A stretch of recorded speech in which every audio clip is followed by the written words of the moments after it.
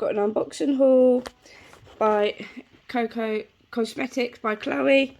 I have already opened it, so I know what's in there. I do have the white one already, so let's get into it. Got the pink one.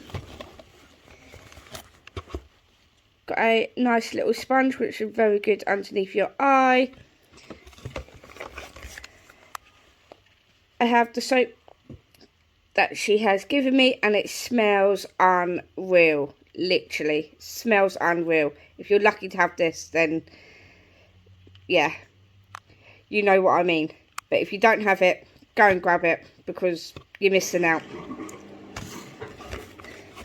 And I have a nice little lip gloss, which is the Golden Hour, and it is a very nice pink one. I have already opened it, and it's so pretty. Thank you, Chloe.